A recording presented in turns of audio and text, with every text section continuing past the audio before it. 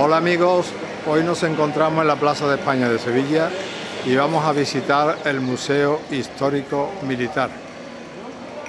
Hemos quedado con el coronel Pérez Bravo, Miguel Ángel Pérez Bravo, que amablemente nos va a explicar el contenido de dicho museo.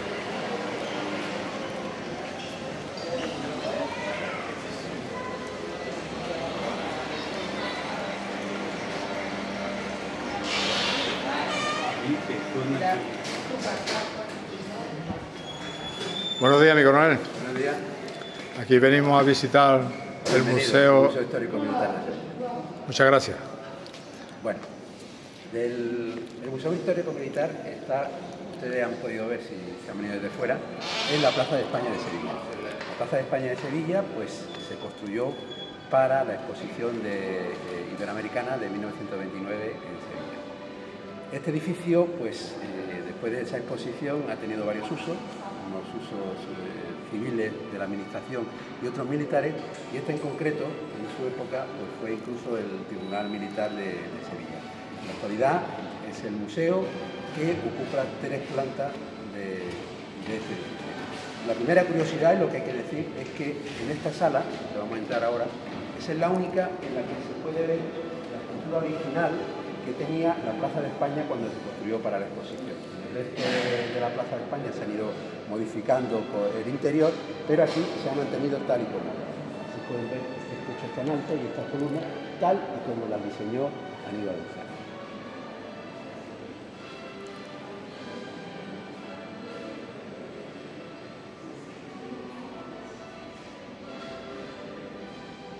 Bien, el museo, como he dicho, está en 3 plantas. Vamos a subir primero a la primera planta y desde ahí les vamos a ir viendo qué es lo que tiene aquí.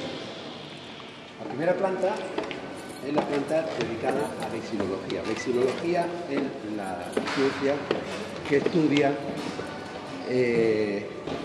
las banderas, estandartes y enseña a lo largo de la historia. En esta planta tenemos izquierda las distintas banderas que ha tenido el ejército español partiendo desde principios del siglo XIX, cuando todavía para el ejército de tierra no era reglamentaria la bandera rojigualda. A continuación tenemos una figura de la reina Isabel II, que fue la que impuso la bandera rojigualda también para el ejército de tierra, pero como todos sabemos, en la Armada ya se venía utilizando desde Carlos III, que fue el que la creó. Vemos primero una bandera del siglo XIX, de un regimiento de infantería, cuando todavía el escudo que se utilizaba en la bandera era simplemente la parte central del escudo nacional. Luego tenemos una bandera de la Segunda República. Como curiosidad, pues vemos que está bordada y que además, no se puede observar, pero si le diéramos la vuelta veríamos que no es igual por una y la otra cara. Por un lado tenía un escudo, no es el escudo de la República, sino uno que se le ponía para esa unidad, y por detrás pues tiene el nombre de la unidad en concreto. Luego tenemos la bandera posterior ya a la Guerra Civil, de la época de Franco, es la bandera con el águila de San Juan. Y finalmente, una bandera actual. Todas estas unidades, por un motivo o por otro, estuvieron en Andalucía.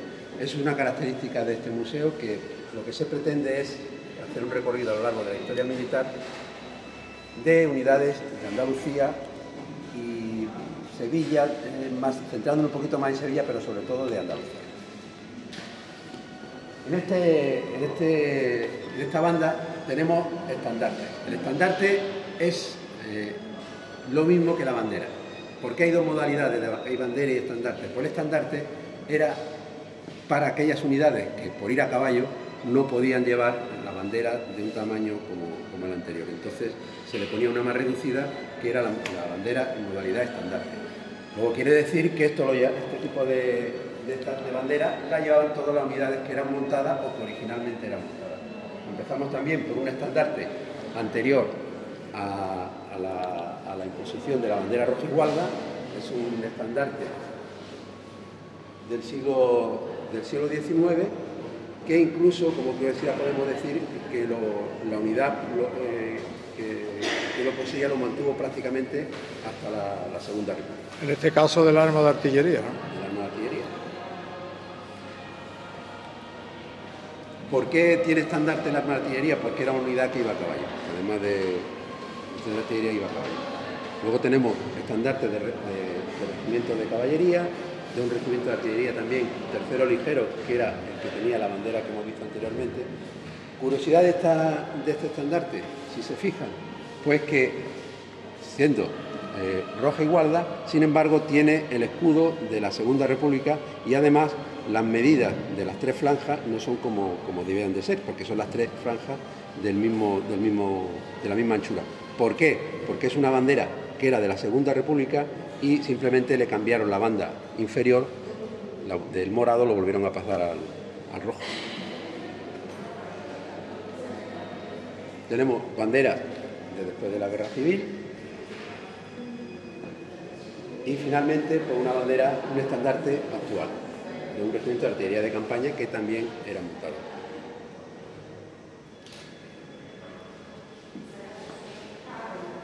Y por último, pues vemos unos muebles que ¿qué son? Son los muebles en los que se mantenían, se guardaban las banderas o los estandartes. Todos hemos oído hablar de la sala de bandera, del cuarto de bandera. El cuarto de bandera era un cuarto, una sala que había en los regimientos, en los acuartelamientos, y era donde se custodiaba la bandera o el estandarte de esa unidad. Era, por así decirlo, la sala más sagrada de todo el regimiento. Estos muebles son originales, son los que estaban en distintas unidades.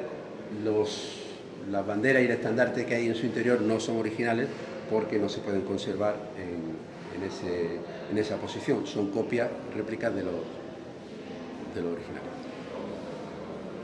Vamos a bajar ahora a la siguiente sala, que es la sala histórica.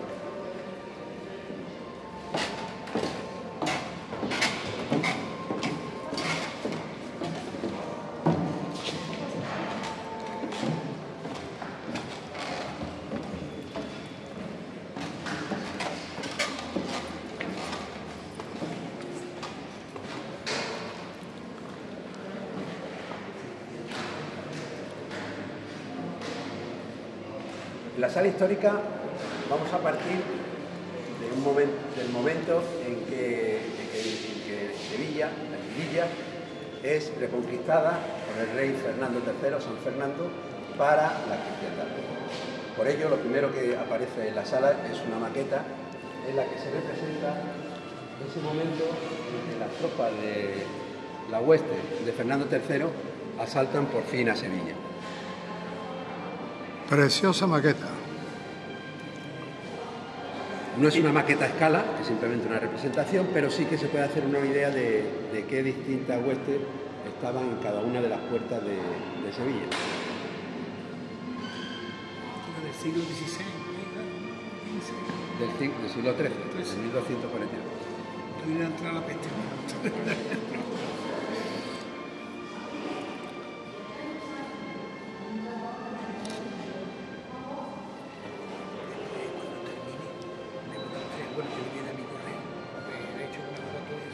Y este gran arcabuz, mi coronel. Este es un arcabuz, que ya es posterior, no hemos pasado ya al siglo XVI, es un arcabuz de borda. ¿Por qué se llama arcabuz de borda? Porque se colocaba en la borda de las naos y de los galeones para hacer fuego desde ella. Lógicamente era imposible que una sola persona pudiera llevar eso.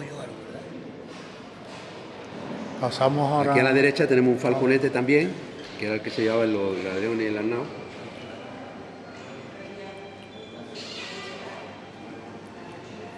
Y pasamos a otro momento histórico de Sevilla, que es cuando se convierte en la puerta de las Indias. Cualquier nave que salía o volvía hacia las Indias, pues tenía que pasar por aquí, por Sevilla, con la casa de contratación, para dar parte de lo que se llevaba y de lo que traía. Aquí tenemos a las tres carabelas de Colón. una miniatura de ella. Y luego tenemos aquí como cosas curiosas un arcón que se llevaba en los buques. Vemos que tiene 3 cerraduras, y ahí los que sean militares recordarán aquello que se decía de los 3 claveros de las unidades. Eran los 3 que poseían una de las llaves, y sin que estuvieran los 3 no se podía abrir nunca el arcón. Tenían que coincidir los 3, si no el arcón no se abría. No se podía abrir tal como ahora llevan el maletín atómico, pues igual. Esto ya lo inventamos los españoles antes, los 3 claveros. Si no estaban los 3, no se abría el arcón. El cofre de los dineros. Eso que para meter documentos y tesoro, ¿no? Y dinero. Las pagas de la tripulación. y de los marinos. Luego aquí tenemos una serie de armamento y equipo, también de la época de la conquista y de la época de los tercios. Son todos originales. Tenemos un morrión a la izquierda, un capacete, claramente identificables con la época de los tercios españoles, y tenemos también espadas y sables y puñales de mano. Los españoles eran auténticos maestros en la esgrima, crearon lo que se llamó la destreza española, que era la escuela española, por la que se hicieron temibles en toda Europa. Me decían, los mismos ingleses lo decían, que al español mejor en el mar que cogerlo en tierra.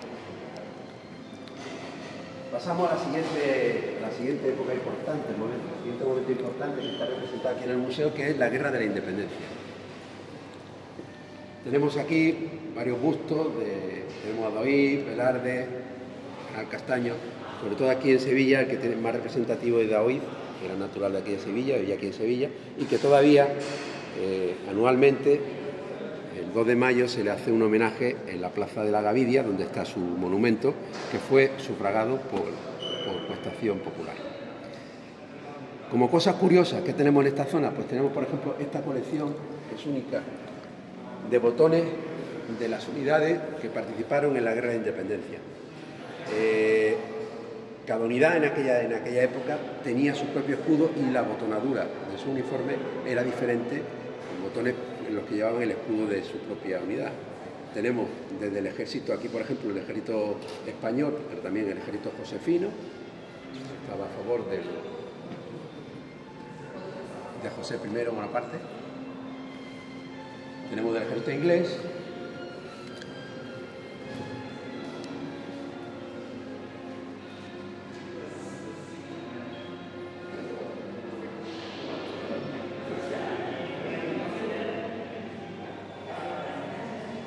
y del ejército francés y su aliado.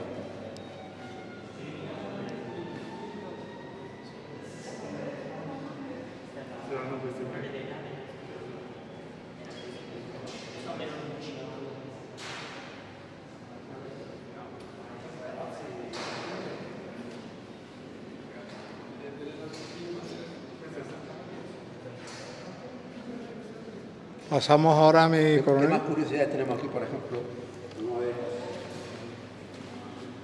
El fusil, no arma de fuego, el fusil, aquellos son otros tipos de arma de fuego, el fusil más antiguo que tiene este museo.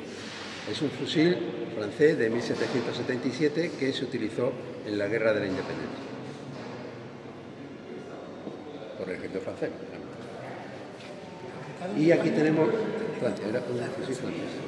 Y aquí tenemos pues armas blancas y la coraza, también utilizadas por el ejército napoleónico. Todas son piezas originales.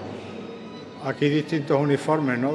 Sí, pasaremos antes, vamos a pasar antes, a ver terminar con el recorrido histórico. Vamos a ver las guerras del siglo XX.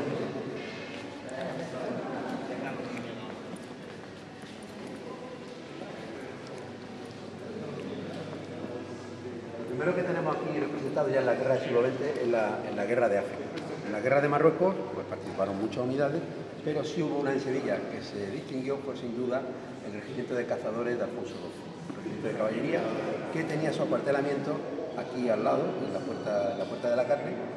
Esto, recordemos que en aquella época se estaba construyendo la Plaza de España, toda la exposición. Estamos hablando de principios del siglo XX, y en esta zona precisamente donde también el regimiento hacía su ejercicio y su preparación. Y en este regimiento se distinguió sobre todo en la batalla de Tardí, en la cual cargó, un solo de sus escuadrones cargó, hizo huir a más de 1000 rifeños que estaban asaltando y cercando a las tropas de infantería. Por ello, por esa carga, la carga de Tardí, se le concedió una condecoración, la laureada de San Fernando, que se impuso precisamente donde estamos ahora mismo. Esto era un prado y aquí, en este mismo lugar, vino el rey Alfonso XIII y se le impuso en presencia de representación de todos los regimientos de caballería de España. Eso está y también representado en esta pequeña maqueta el momento de la exposición al estandarte del cazador de Alfonso XII de esa condecoración.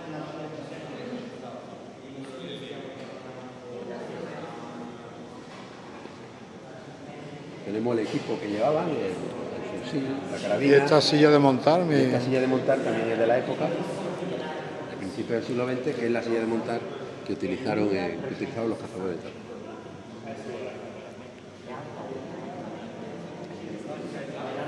Y el armamento que llevaban, pues la carabina Mauser, el sable Puerto Seguro y el Salakov, que como cosa curiosa es un Salakov inglés. Cuando la unidad fue rápidamente llamada para ir a África, no tenían Salakov y lo que hizo el coronel mandó al mayor a Gibraltar a que lo comprara a los ingleses y con ese se fueron a la guerra.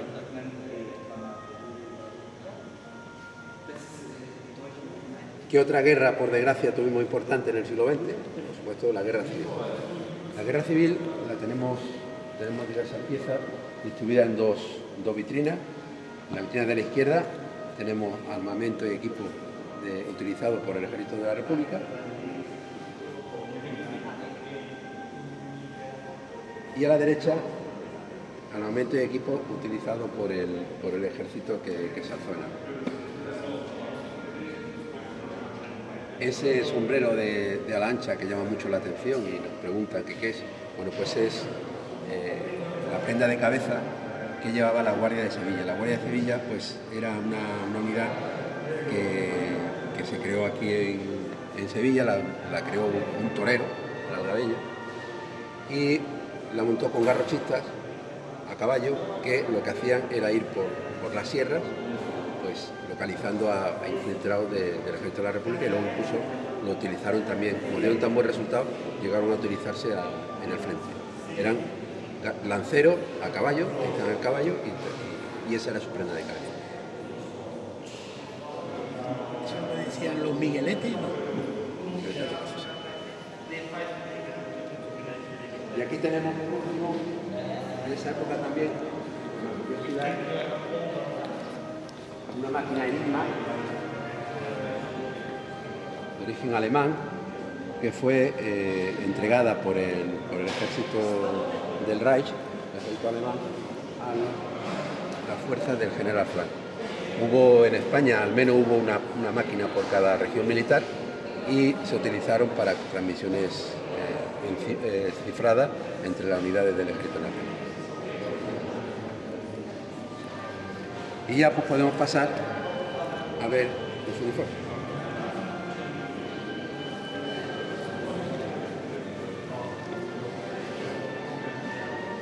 En primer lugar tenemos el único uniforme que es réplica, no es original, que es un uniforme de dragón del regimiento Sagunto, que estuvo aquí en Sevilla.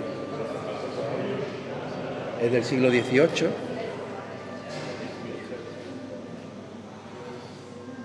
Los dragones, si por algo se distinguían, eran por su uniforme, sus casacas amarillas, que era lo que distinguía a estas unidades. La vuelta de la manga era de distinto color y eso era lo que identificaba luego a cada unidad. El regimiento Sagunto se identificaba por el color verde. Aquí tenemos distintas prendas de cabeza y un sable que yo destacaría. Este sable, ¿por qué? Porque es un sable de la Primera República. Poco armamento se puede encontrar de aquella época específico, pero este es un sable en concreto de la Primera República. Una reliquia.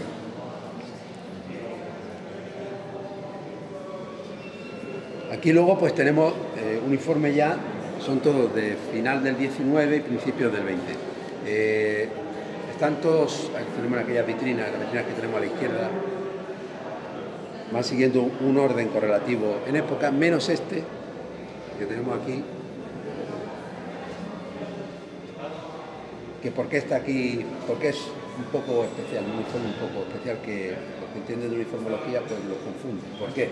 Porque es uniforme del ejército de tierra, es un sargento del ejército de tierra, pero sargento del ejército de tierra, pero si uno se acerca, tiene en la sombrera el escudo de aviación.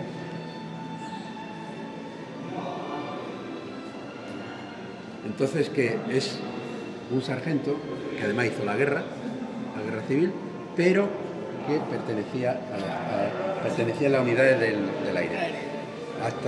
Hay que recordar que hasta la guerra civil la Fuerza Aérea dependía del ejército de tierra. Esto era un sargento que pertenecía a la unidad aérea del ejército de tierra, que luego probablemente pues en su momento ya se pasaría al ejército del aire pasada la guerra y ya se incluiría en ese ejército. Entonces aquí tenemos un uniforme de la época de Alfonso XIII, un uniforme de la Guardia Real de Alfonso XIII,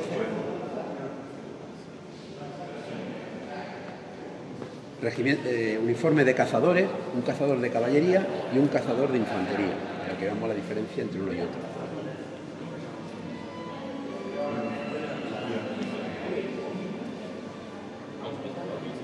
Pasamos a uniforme de la Segunda República, un uniforme de artillería de la Segunda República, como la carapela del ROS. Un uniforme de la Guardia Civil de la Segunda República, también, con el escudo que llevaba la Guardia Civil de la Segunda República. Sin embargo, el tricornio, es una curiosidad, vemos que tiene la escarapela ya de los colores rojo y gualda, y probablemente es que este ROS lo utilizó tanto antes de la República, como durante la República, como después. ¿Por qué? Porque si nos fijamos en el galón del tricornio, se pueden ver las señales de que en su momento tuvo la flor de lis. La flor de lis la llevaban en la época de Alfonso XIII. Luego este tricornio probablemente su propietario lo tuvo antes en la época de Alfonso XIII, luego le quitó la flor de lis, le pondría la escarapela de la República y luego siguió en servicio con posterioridad de la República, ya le puso la escarapela roja y amarilla. Sí, ellos son más actuales. Estos son uniformes ya más actuales, posteriores a la guerra. Todo ya del ejército de tierra.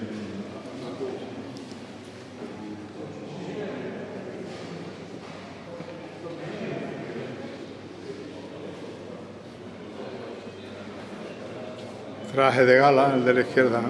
Traje de etiqueta. Etiqueta. El del centro es de gala.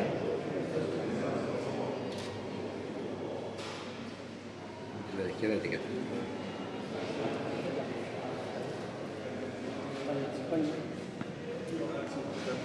Este busto. Este busto es curioso. Pertenece a un alférez de la Legión, Fermín Alarcón de la Lastra. ¿Y por qué es curioso? ¿Por qué está aquí? Bueno, pues resulta que este Fermín Alarcón y de la Lastra, hijo del que entonces dirigía la fábrica de tabaco, cuando estaba en lo que ahora es la Universidad de Sevilla, el rectorado de la universidad, pues era jugador del Betis.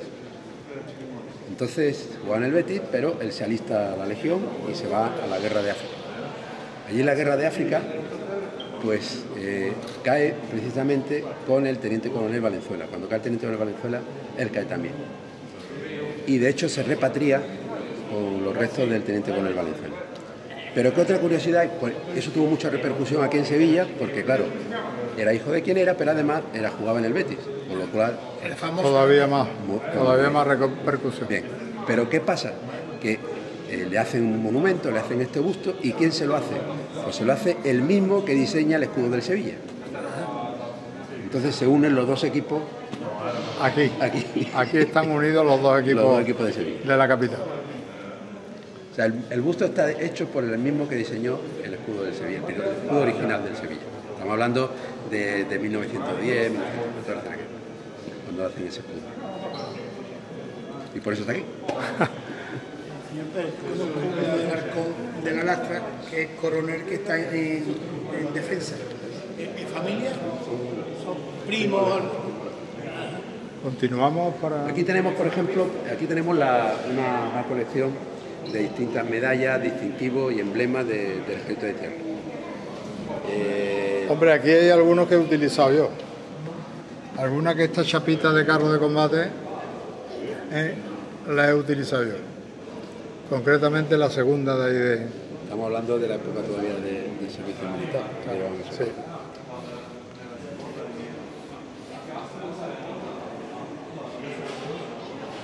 Y por último, pues tenemos allí condecoraciones, hay condecoraciones de final del siglo XIX y ya del siglo XX, de la época de la Guerra de África y también de la Guerra Civil.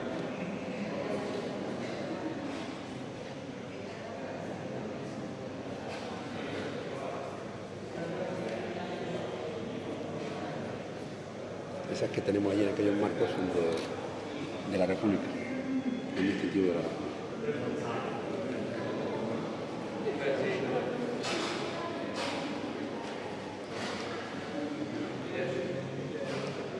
Y vamos a irnos dirigiendo ya hacia la Planta baja, ¿no? planta baja.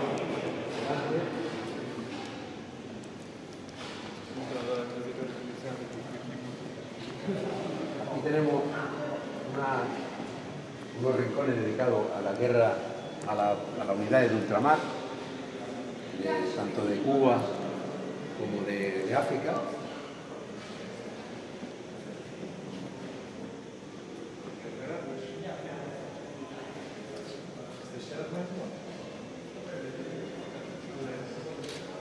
El rayadillo es de un coronel destinado al reclutamiento en Cuba y el otro es un uniforme de la dotación de tropas nuevas.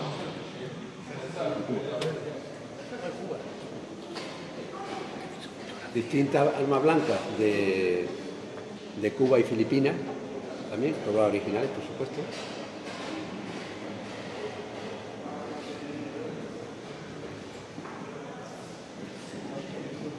Y ya más moderno, pues tenemos Máscaras antigas. y el traje NBQ, también del siglo XX.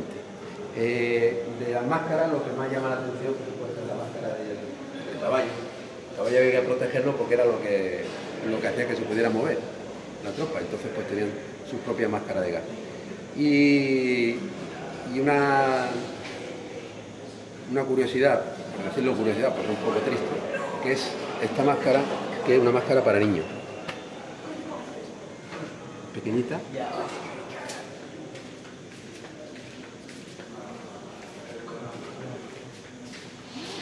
Y ya para despedirnos de esta sala tenemos una muestra de prendas de cabeza del siglo XX de las unidades del Ejército de Tierra. Una muestra. Empezamos por la gorra isabelina y el ros. Este concretamente lo usé yo en el batallón de carro. De carro, estamos hablando de los años 60, 70. Y abajo tenemos los cascos que han sido reglamentarios del Ejército de Tierra. Ha utilizado otros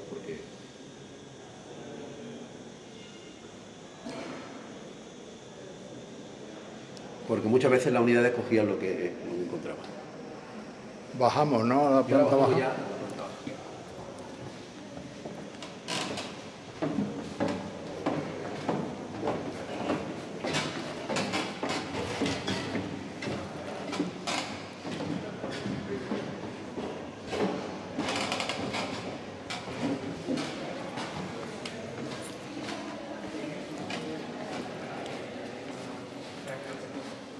Esta sala está dedicada a armamento. Y si hablamos de armamento en Sevilla, lo primero es la fábrica de artillería. La fábrica de artillería de Sevilla fue de las más importantes del mundo. Se fabricaron las armas del ejército español, pero además tenía fama en todo. Aquí tenemos una maqueta de la fábrica, como era el origen. Actualmente sigue en pie el edificio, pero se le está dando otro uso. Aparte de los 2 leones que están en el Congreso de... Los leones, entre otras cosas, se hicieron. Los 2 leones que están en el Congreso se fundieron aquí en esta fábrica.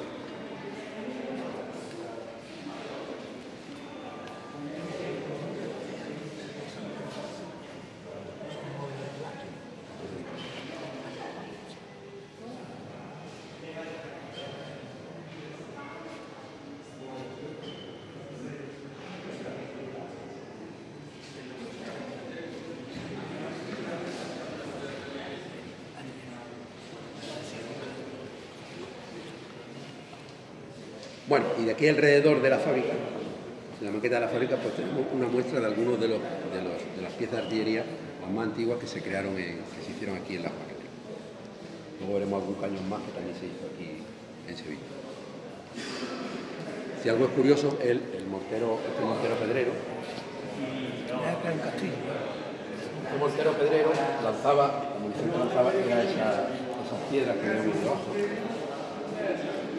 Como cosa curiosa, pues necesitaba para su servicio pues cerca de 60 personas, porque no había que contar solamente los que lo movían, sino además tenían que fabricar sobre el terreno la munición.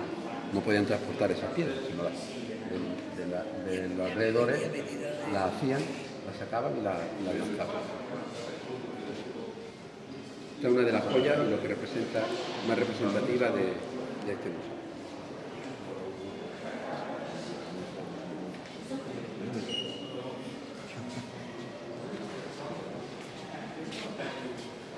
Distintas piezas de ametralladora, ¿no? Sí, ahora Vamos a verla. Vamos a verla despacio. Empezamos por las armas cortas, por las pistolas. Aquí, bueno, primero hay que decir que hasta el siglo final del XVIII, primero del XIX, pues no había un armamento reglamentario, por así decirlo, tal como lo entendemos hoy, sino que muchas veces las unidades se buscaban o adquirían su propio armamento, incluso en época, si hablamos ya de los tercios, era el propio soldado el que se compraba el armamento y con él iba a la guerra. Entonces, aquí tenemos, en cuanto a armas cortas, todas las pistolas y revólveres que han sido reglamentarios en el ejército.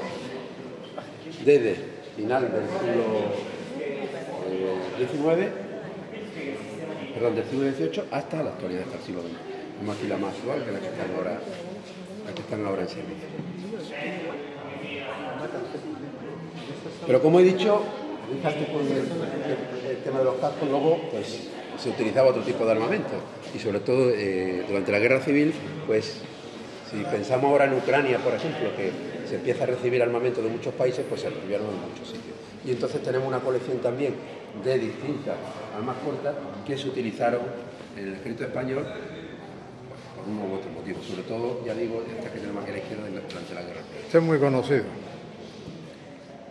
Estos revólveres no son todos utilizados por el ejército, pero sí que en algún momento eran un arma particular. Es curioso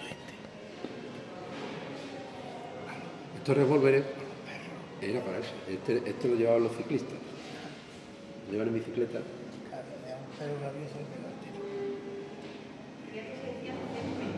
Y aquí en la otra banda, pues lo que tenemos son más armas cortas.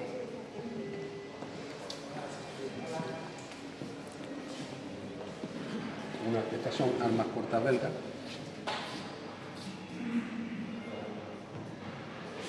Aquí tenemos la tristemente famosa FN.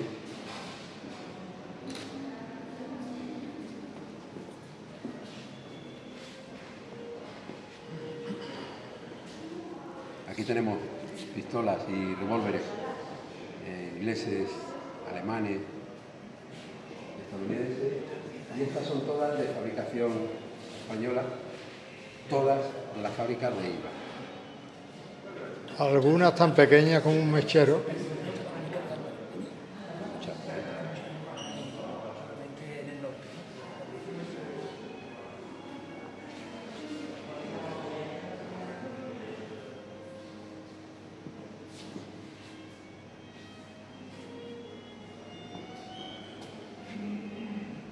Pasemos ahora a las armas largas. Este museo pues tiene también una completa colección de armas largas, tiene todas las que han sido también reglamentarias en el ejército español, empezando desde el siglo XVIII hasta la actualidad.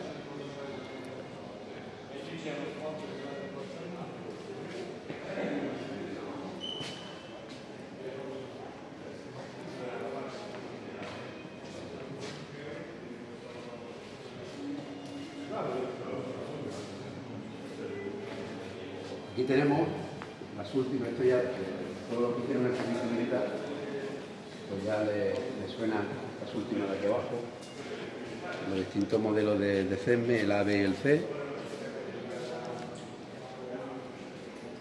Esta de abajo, el CESMETón. la de abajo fue mi novia en Toledo.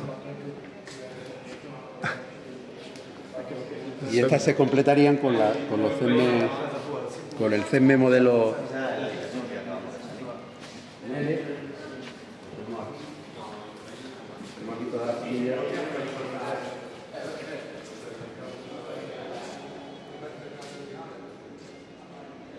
Que es el actual, ¿no? No es el actual, tampoco está en servicio ya, pero, Claro. pero sí que todavía se ve alguno por ahí. En concreto, la ametralladora de abajo es la que se ha enviado de ayuda a Ucrania. Tipo MG, ¿no? Parecido. Parecido. Y luego en la otra banda, pues ya tenemos armamento de diversas nacionalidades. Pues, ¿por qué están por aquí? Pues esto procede casi todo de la fábrica de artillería. Pues primero porque algunos lo utilizaron unidades españolas, sobre todo durante la guerra, dieron ayuda de distintos países, y luego además porque se traían para estudiarlo y para ver la munición que se podía hacer para ello y demás. Entonces hay una colección bastante completa, pues tenemos armas de Bélgica, de Italia, Suiza, francesa, alemana, inglesa, americana, rusas, tanto de Unión Soviética como anteriores, cuando todavía era la Rusia imperial. Y finalmente una colección de la que estamos muy orgullosos, que es tanto la de rifles Winchester como la de rifles fusiles modelo Mauser. Está bastante completa, no son todos. Cuando hablamos de modelo Winchester no quiere decir que lo hiciera la casa Winchester, sino era siguiendo ese modelo, pues se hacían en otros países, en otras fábricas. Igual ocurre con el modelo Mauser. Era alemán en origen, pero aquí tenemos Mauser fabricado en Alemania, por supuesto, pero también fabricado en Argentina, fabricado en Polonia, fabricado en España. Y una buena colección de bayonetas. Y por último, algunas bayonetas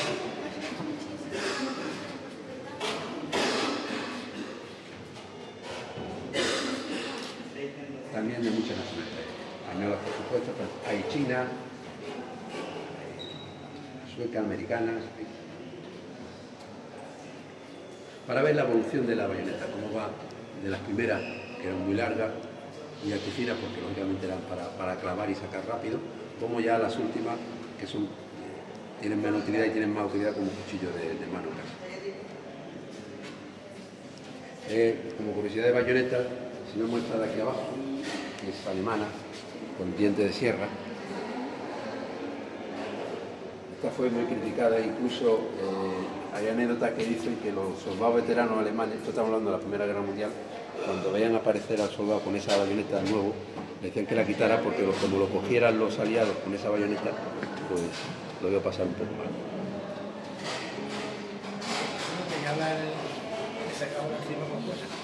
Es que es una sierra, una auténtica sierra. Y por eso ya está para cortar leña, que tiene frío. En esta misma planta tenemos dos pequeñas salas dedicadas, una a la época del ejército del servicio militar obligatorio y otra dedicada al ejército contemporáneo. El servicio militar obligatorio, pues tenemos aquí algunas piezas, algunos recuerdos que al que haya el servicio militar pues enseguida le va a sonar. Empezando desde aquellas cartillas de instrucción que se utilizaban para instruir a a los reclutas y luego a los soldados. Todavía tengo yo la mía guardada. El uniforme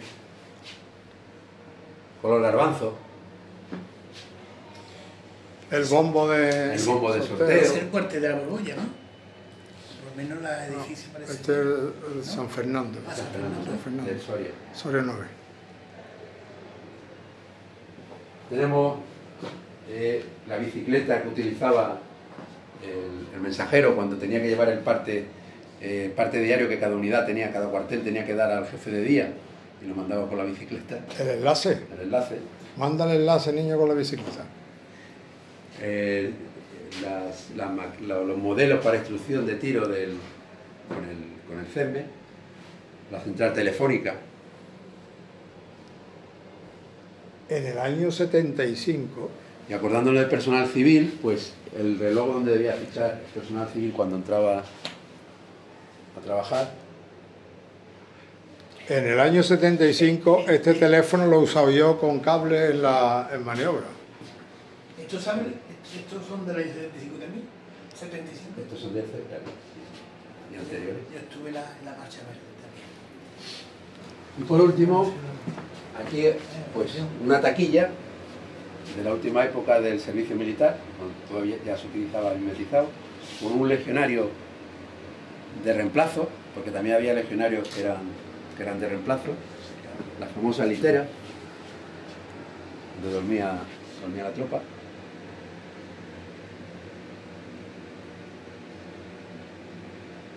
Y un antiguo armero,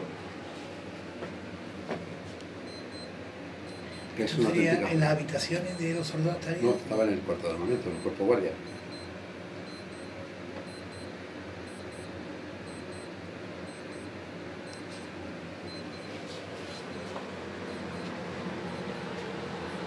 Totalmente cierto.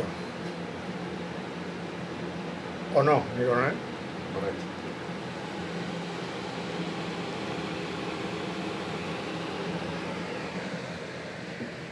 Y de aquí, de lo que era el servicio militar, con el soltero, con el soltero. Que se esperaban los mozos. Después estuve con el general Esquivia Franco.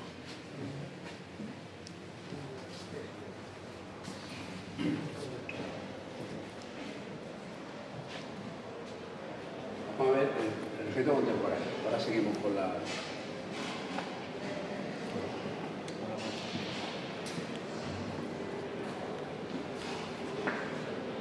Y lo primero que hay que ver es eso. No hay que olvidarse de la historia.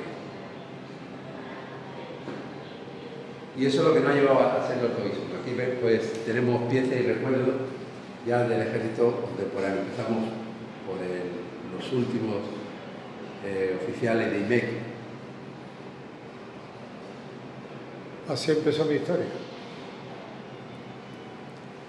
Y ya pasamos a lo que es el ejército actual. Un uniforme actual de una mujer.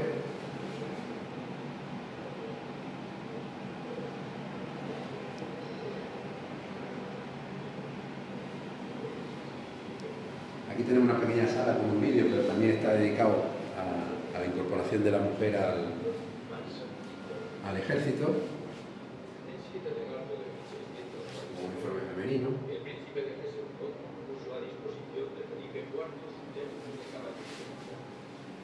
Fue reconvertido al regimiento y al tercio en numerosas ocasiones, modificando su nombre por el del maestre de campo que lo lideraba en su momento. El regimiento de Norman, un débil defensa, el regimiento de Norman, casi los caminos de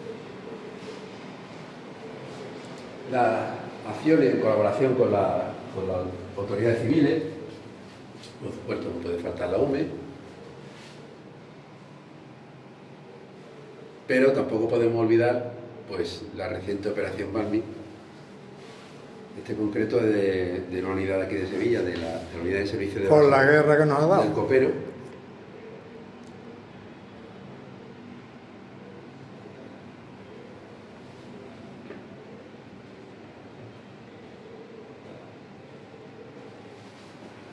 Y finalmente, pues las misiones internacionales.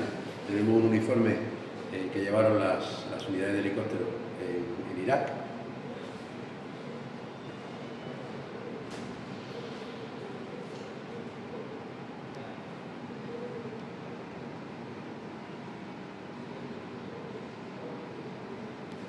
Y uniforme utilizado en otras misiones, esta en Bosnia y esta también en Irak en la primera época. En concreto esta del general Muñoz.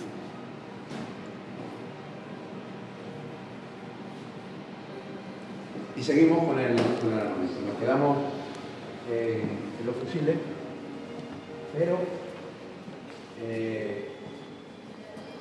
tenemos también una representación de los fusiles ametralladores. Los fusiles ametralladores empezaron a utilizarse cuando se necesitó más cadencia de fuego y más agilidad de fuego en la guerra, pero cuando empiezan a aparecer ya los fusiles automáticos de última generación ya dejaron de utilizarse.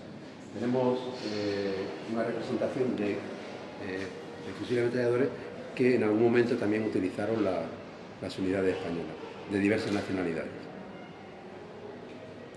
Y aquí delante nuestra, pues, tenemos las ametralladoras. Tenemos ametralladoras desde las primeras que se trajeron a principios del siglo XX.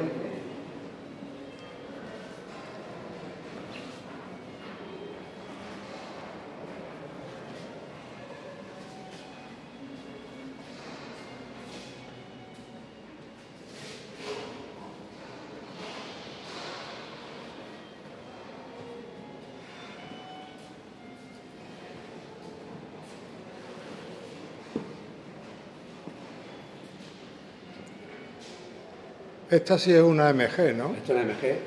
La aquí esta de la derecha. Que todavía se sigue utilizando. Es la única de todas estas que aún siguen. Y esta es la famosa, la familia Alfa. Todas partían de esta primera, que era la original checa.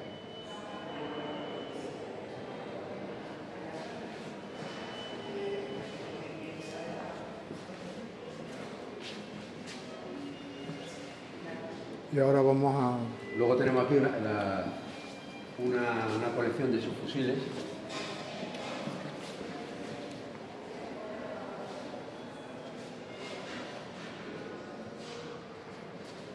La evolución, este de aquí, el tercero de abajo, este es el que yo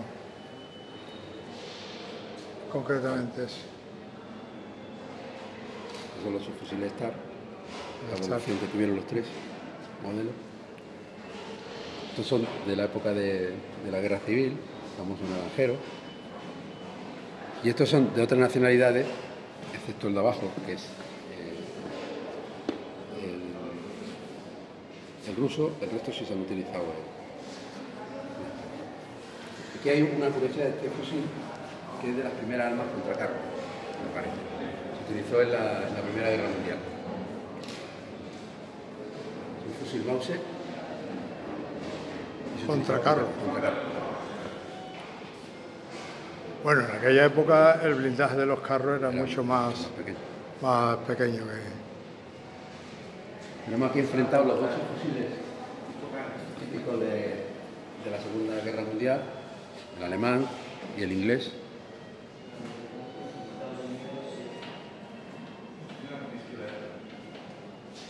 Y por último, pues tenemos una representación de ametralladoras de aviación, porque vuelvo a recordar que hasta la Guerra Civil la aviación era del Ejército de Tierra.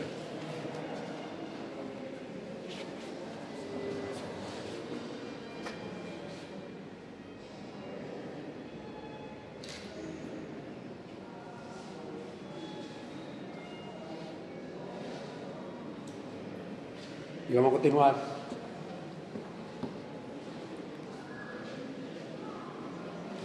nuestro recorrido.